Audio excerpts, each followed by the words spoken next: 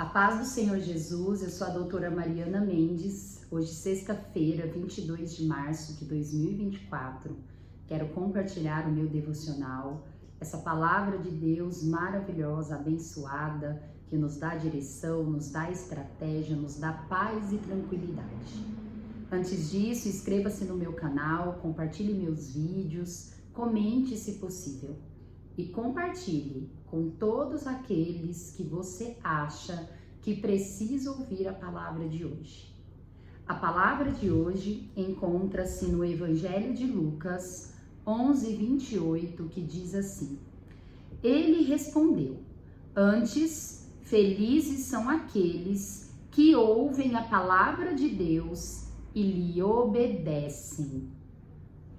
Irmãos, nós precisamos, além de reconhecer Jesus como nosso único e suficiente Salvador, o Salvador do mundo, nós precisamos obedecer a sua palavra.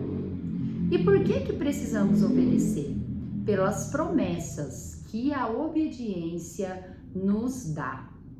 Jesus, nesse versículo, ele afirma que quem é obediente é uma pessoa feliz. Muitas vezes, nós cristãos reconhecemos Jesus como nosso único e suficiente Salvador, mas não conseguimos viver as promessas de Deus para nós aqui na Terra. Pois Deus, ele tem um plano espiritual, um plano de salvação, de vida eterna. Mas a sua palavra abrange coisas muito além disso. Há muitos cristãos que não conseguem ser felizes aqui por não obedecer a palavra de Deus, por deixar-se levar pelas alegrias e pequena satisfação que o mundo lhe promete, por se deixar levar por uma vida de pecado, não colocar em prática a palavra de Deus no seu dia a dia. Precisamos obedecer a Deus para poder alcançar as promessas que Deus tem para nós ainda hoje. Ser feliz é uma das promessas, mas há várias promessas que estão ligadas diretamente para quem obedece a Deus. A palavra em Deuteronômio 5:29 diz assim: Quem dera eles tivessem sempre no coração esta disposição para temer-me, para obedecer a todos os meus mandamentos. Assim, tudo iria bem com eles e com seus descendentes para sempre. Deus, nessa palavra, está dizendo sobre o povo de Israel. E ele diz: quem dera esse povo me temesse e me obedecesse, pois se eles me obedecerem, tudo ficará bem, sua descendência irá bem. Quando nós somos obedientes a Deus, nós abrimos os caminhos para a felicidade, para a tranquilidade e para que as coisas caminhem sempre para uma direção mais tranquila. Quando desobedecemos a Deus e começamos a escolher outras direções para a nossa vida, as consequências de andarmos para fora do caminho do Senhor são muito mais difíceis e muito mais perturbadoras. Muitas pessoas estão salvas, pois creem em Jesus, creem na sua palavra, mas não obedecem e perde todas essas bênçãos, toda a oportunidade de edificação e evolução que a palavra do Senhor nos permite a ter. Olha que interessante que diz no livro de 1 Samuel 15:22. A parte B diz assim: a obediência é melhor do que o sacrifício e a submissão é melhor do que a gordura de carneiros. Deus, ele espera que nós tenhamos um coração contrito, quebrantado, obediente à tua palavra, pois é muito melhor nós obedecer do que nós depois se sacrificar. Essa palavra diz na época sobre os holocaustos, sobre o ritual judaico, onde o holocausto ele se utilizava de expiação dos pecados daquele povo. Mas o que Deus está dizendo é melhor você se anteceder ao holocausto e você obedecer do que você ter que ficar fazendo rituais para expiar os seus pecados. Deus, ele prefere a obediência e ele honra quem o obedece. Até porque a palavra nos diz também que a obediência é uma prova de amor e temor a Deus. Só obedece quem ama, só obedece quem coloca Deus como prioridade na nossa vida. Em João 14,15 diz: se vocês me amam, obedecerão aos meus mandamentos. Salmos 18:44. Assim que me ouvem, me obedecem. São estrangeiros que se submetem a mim. No Atos dos Apóstolos 5:29, Pedro e os outros apóstolos responderam: é preciso obedecer antes a Deus do que os homens. É melhor nós sermos servos do Senhor, do Rei da Glória, do que dos homens, que são tão falhos, desonestos, fazem tantas coisas com inclinação ao mal. Tiago 1:22 vai nos dizer: sejam praticantes da palavra e não apenas ouvintes, enganando vocês mesmos. Pois quando não temos uma vida à luz de Deus, nós estamos vivendo uma vida de enganação, uma vida que não vai trazer nada de bom. Eu escolho nessa vida a querer viver o melhor de Deus. Eu quero experimentar o melhor de Deus para mim. Eu não quero encontrar Jesus naquele dia, no dia que eu encontrá-lo, e eu sendo salva, e ele dizer: Mariana, eu tinha o melhor para você na terra. Você teria vivido grandes coisas se você não andasse de acordo com a sua própria vontade. Você na terra me serviu, mas resolveu fazer a sua vontade. E você perdeu a oportunidade de viver grandes coisas ainda na terra. Eu não quero ouvir isso. Eu quero tentar ao máximo, mesmo caindo, me levantando, me arrependendo e tentar ao máximo fazer a vontade de Deus e obedecer a sua palavra, que é digna de toda honra, de toda glória e de todo louvor. Em Josué 1:8, a palavra diz: não deixe de falar as palavras deste livro da lei e de meditar nelas de dia e de noite, para que você cumpra fielmente tudo que nele está escrito. Só então os seus caminhos prosperarão e você será bem-sucedido. O profeta Moisés, quando ele escreveu o livro de Deuteronômio, em todos os capítulos ele lembrava sobre a importância de obedecer os mandamentos, sobre meditar nos mandamentos. E Josué também sempre aconselha o povo: medite na palavra dia e noite. Pois, irmãos, nós temos inclinação para o mal. Nós temos a inclinação para fazer a nossa própria vontade, de sermos o nosso próprio Deus. Se nós não meditarmos na palavra do Senhor a todo momento, se nós não lermos diariamente a palavra do Senhor, nós não obedeceremos, nós não andaremos no caminho do Senhor, pois nós temos a inclinação de sermos o nosso próprio Deus, e Deus com letra minúscula, e fazermos a nossa vontade. Precisamos pegar todas essas orientações desses grandes profetas, homens de Deus, e colocar na nossa vida. Deus deixou um livro registrado com todos os conselhos inspirados em Deus para facilitar a nossa vida e para fazermos da forma correta. Algumas vezes escutamos: mas eu nunca sei o que Deus quer. Comece a fazer o que a Bíblia pede. Comece a fazer o que a palavra de Deus orienta. A partir do momento que você quer fazer de acordo com o que a palavra de Deus nos diz, você já está dentro da vontade de Deus. Deus, você já está no centro da vontade do Senhor.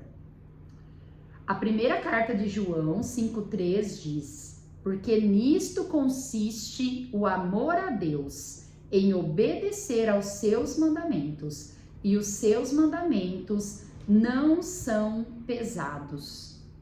1 Pedro 1,14 diz: como filhos obedientes, não se deixem amoldar pelos maus desejos de outra hora, quando viviam na ignorância.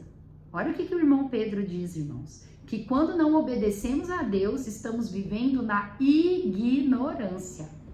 Precisamos ser espertos, crentes justos e que andam num caminho reto, no caminho do Senhor. 2 João 1,6 diz: e este é o amor, que andemos em obediência. Deus é muito bom. 2 João 6 termina dizendo: como vocês já têm ouvido desde o princípio, o mandamento é este, que vocês andem em amor. Irmãos, o amor é o princípio, né? Jesus, quando ele foi abordado pelas pessoas e disseram: Senhor, qual é o principal mandamento? Ele disse: amar a Deus acima de todas as coisas. Pois quem ama, né, irmãos, obedece a Deus. E ele complementa o Senhor. E o segundo mandamento é amar o próximo como a si mesmo. Quem ama, obedece. Quem ama não causa dor, não fere. Quem ama não engana, não faz corrupção. O amor é o princípio, o amor divino, o amor ágape, é o princípio divino para se relacionar com Deus e para ter sucesso neste mundo. A meditação de hoje diz: as mentiras te paralisam enquanto as verdades te libertam. Glória a Deus. Precisamos obedecer a palavra do Senhor, pois é nela que encontra-se a verdade. O Evangelho de João vai dizer: conhecereis a verdade, e a verdade te libertará. Te libertará das mazelas deste mundo, te libertará da maldição, te libertará das mentiras e das fake news que a todo momento querem entrar na nossa mente. Quero também compartilhar a leitura bíblica de hoje, que está no Evangelho de Lucas, o 2º capítulo, que ainda fala sobre o nascimento de Jesus, os primeiros passos de Jesus na terra.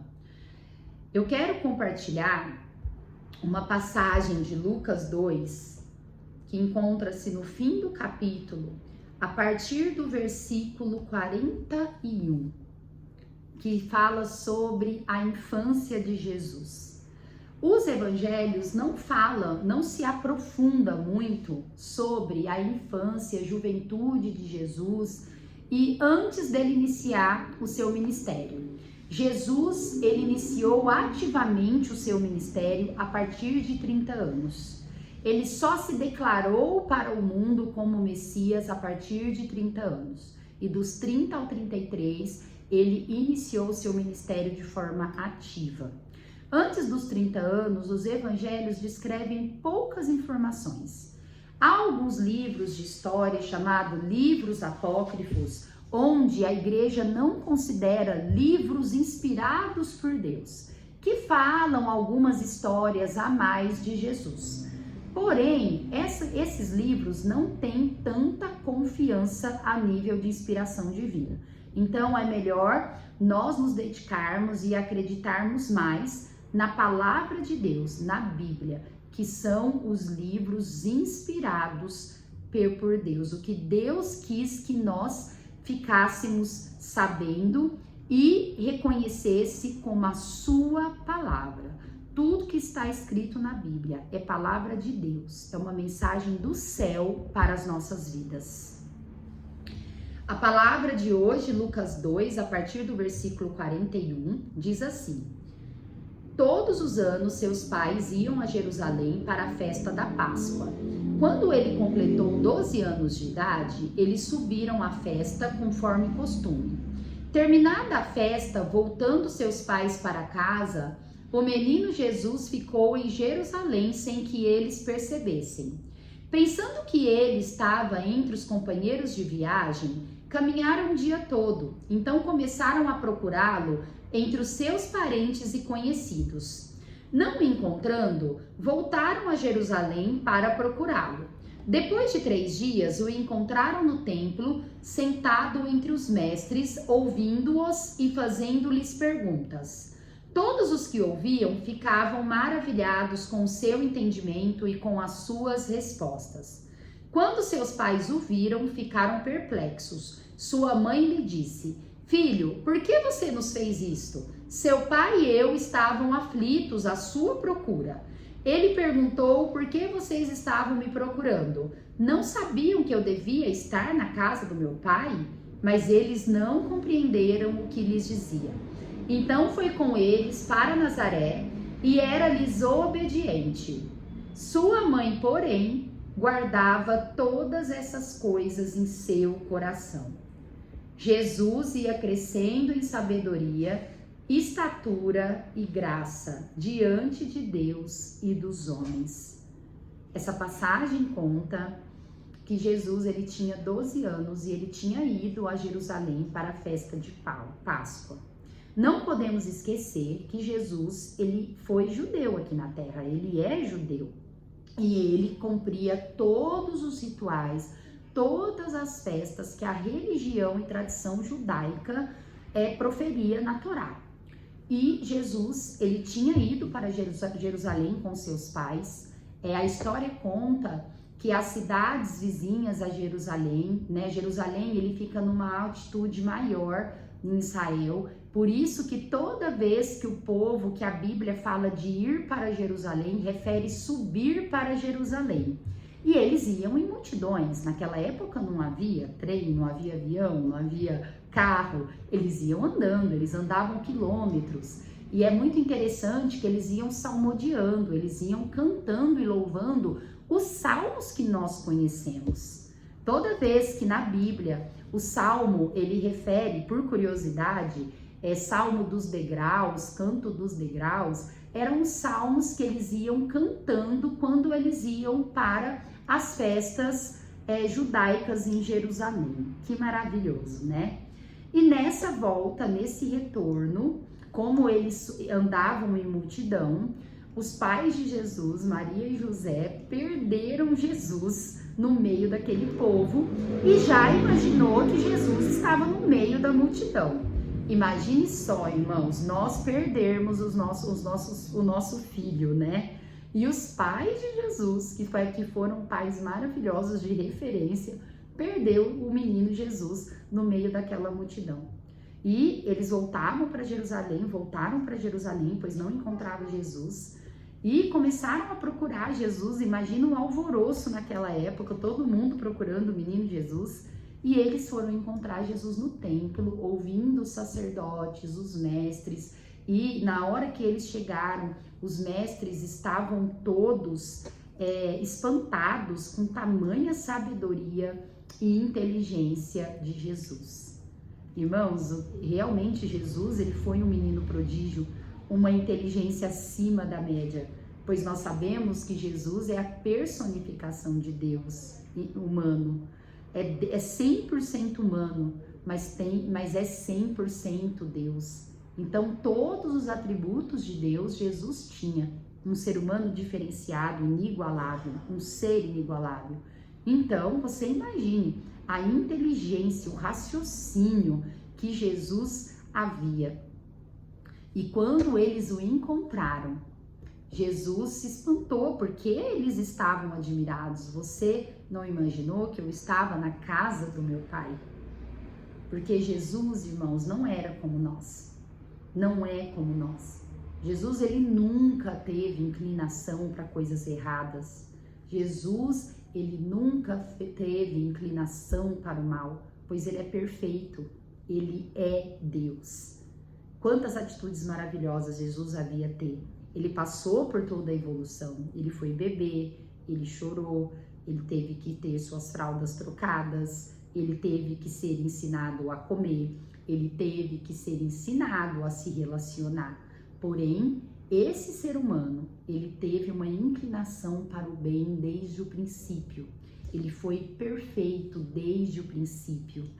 E tudo que nessa passagem diz é sobre a perfeição, a inteligência suprema, a sabedoria suprema do nosso Rei da Glória. Jesus é maravilhoso. A história de Jesus, a biografia de Jesus nos encanta. É maravilhoso meditar, é raciocinar nas passagens, pois edifica a nossa fé e nós compreendemos e tiramos grandes ensinamentos para a nossa vida. Nós, pais, Maria e José, sendo pais de Jesus, Jesus era perfeito, mas eles não. Eles tinham toda a deficiência que nós temos. Eram pais que acertavam, mas eram pais que também falhavam. Mas Jesus escolheu esses pais, mesmo sendo falhos, para ser o pai deles. Como isso enche a nossa esperança. Muitas vezes não nos sentimos dignos de nos relacionarmos com Deus, de meditarmos, de pedirmos, de clamarmos. Mas Jesus, ele nos ensina, através de José, de Maria, aqueles pais falhos que tinham as mesmas dificuldades nossa, as mesmas preocupações, mas que ainda assim ele quis ser filho dos dois. E Jesus conosco é da mesma forma. Mesmo nós sendo falhos, mesmo nós sendo pecadores, fazendo coisas assim, muitas vezes horríveis, ele nos perdoa, ele quer relacionar com a gente e ele nos aceita. E ele quer ensinar uma direção, um caminho ainda melhor para sermos pessoas melhores, mais semelhantes a ele, que é Deus. Deus abençoe a vida de cada irmão. Amo vocês em Cristo Jesus. Até amanhã.